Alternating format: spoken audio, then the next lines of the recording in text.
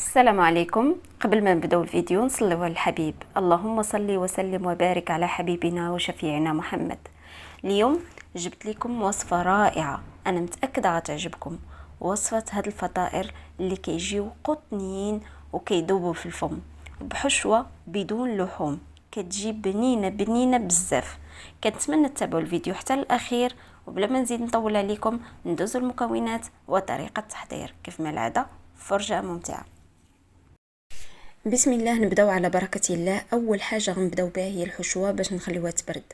غادي ناخذ واحد المقله ندير فيها واحد شويه الزيت، وغادي نديرو فيها واحد نجاله وحده اللي ما نقيتهاش كامله، نقيت جهه وجهه خليتها، ونقطعها مكعبات ونخليوها تشحر لينا في ديك الزيت.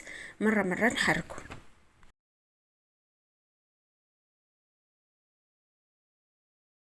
هانتوما كيف ما شفتوا الدنجال ديالي راه طاح ليا وتشحر ليا. دابا غنحيدو نحتفظ به جانبا. في نفس المقله غنضيف واحد شويه الزيت، نضيف فيها واحد جوج طريوسه ديال الثومه اللي حكيتهم. نخلي الثومه تشحر ليا في ديك الزيت واحد شويه، مره مره نحركو. من بعد ما تشحرات ليا الثومه، دابا غنضيف جوج مطيشات اللي نقيتهم وقطعتهم قطع مربعات. نخلي المطيشه هي تشحر ليا واحد شويه. من بعد غنضيف جوج فلافل، انا درت واحده حمراء وواحده خضراء على حسب المتوفر، اللي شويتهم وقطعتهم حتى هما قطع مربعات. ما تخيلوش هاد الفلافل المشويه كتعطي واحد المذاق زوين بزاف. من بعد كنضيف داك الدنجه اللي تشحر ليا في الاول صافي، وكنحرك كلشي. بالنسبه للعطريه غنضيف راس معلقه صغيره ديال البزار، نص معلقه صغيره ديال الكمون، معلقه صغيره ديال التحميره اولا البابريكا، شويه الملح حسب الذوق. صافي نخلط مزيان.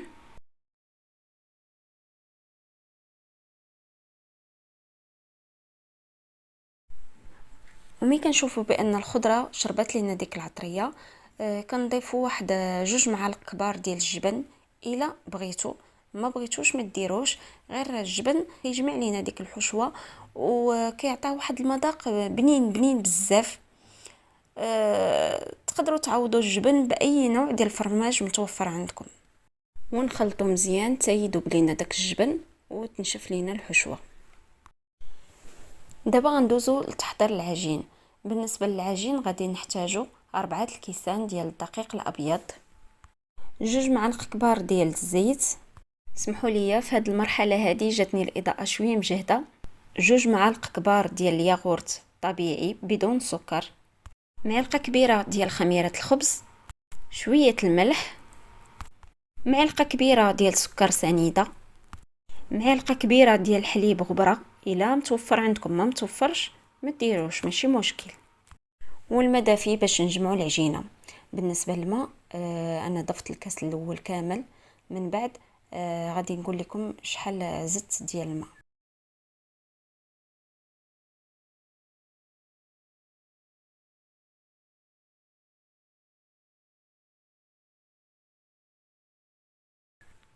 انا دابا من بعد ما جمعت العجينه كندلكها واحد دقيقه ونص فوق سطح العمل. الماء اللي زدت المره الثانيه زدت واحد كاس قله ربع، يعني المجموع ديال الماء هو جوج كيسان قله ربع. تكون عجينه شويه كتلصق في اليد. من بعد ما دلكت العجينه ديالي غادي ناخذ لو بول، غادي ندهنه بواحد شويه الزيت وغنرجع فيه العجينه وغنغطيها بالبلاستيك الغذائي وغنخليها حتى تختمر ويضاعف الحجم ديالها. هاي العجينه ديالي من بعد ما اختمرات غنخرج منها داك الهواء، ومباشره غنبدا نقطعها كرات نكورهم. نخرجوا لي 11 فطيره، راه ما تخيلوش راه كبار وشباعين ماشي صغار. تقدروا ديروهم صغار من هذا الحجم. من بعد كناخذ الكره الاولى بالاستعانه بالدقيق الابيض، كنسرحها مزيان ماشي تيبان ليا سطح العمل، ولكن نرقوها شويه وصافي.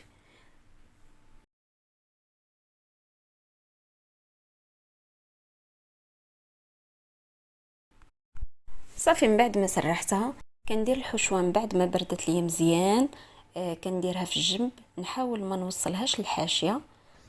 وغندير النص المربع ديال الفرماج ديال الساندويتش.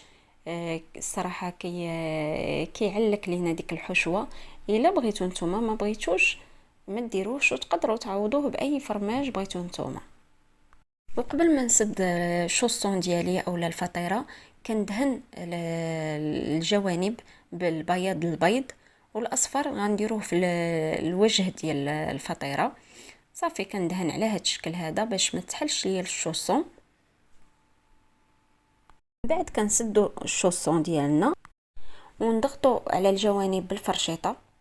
من بعد ما خشيناها في شويه دقيق باش ما تلصقش لينا في العجينه. صافي وكيجي الشكل النهائي ديالها هو هذا. دابا غنعاود معكم الكره الثانيه.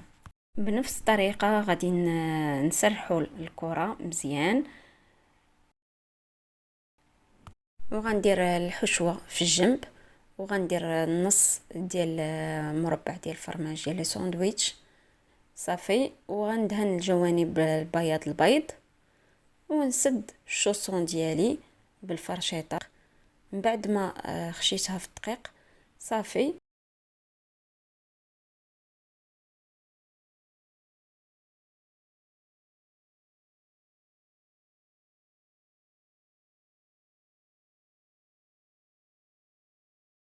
ونستمروا بنفس الطريقه الكرات اللي بقاو لينا.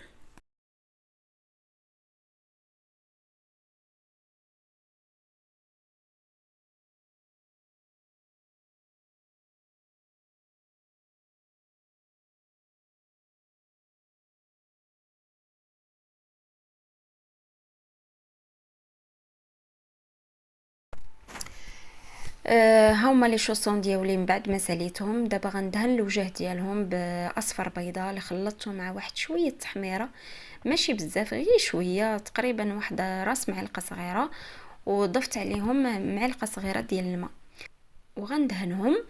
الصراحه كيعطيو واحد اللون زوين للشوصون ديالنا.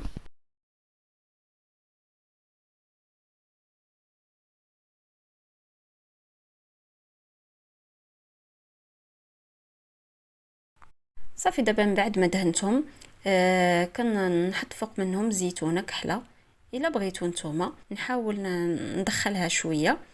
صافي وكندخلهم الفران اللي شاعله ليه قبل على درجه حراره 180 درجه. شعله ليه من التحت حتى يطيبوا ليه من التحت، عاد نشعل ليه من الفوق باش يتحمروا ليه. وهما الفطائر ديالي من بعد ما طابوا كيجي الشكل النهائي ديالهم هو هذا. الصراحه كيجيو رائعين، كيجيو رطبين بزاف، كيذوبوا في الفم. هانتوما نجرب معكم وحده. هانتوما كيفاش كتجي راه رطبه بزاف، والحشوه راه كتجي خطيره، كتجي زوينه بزاف.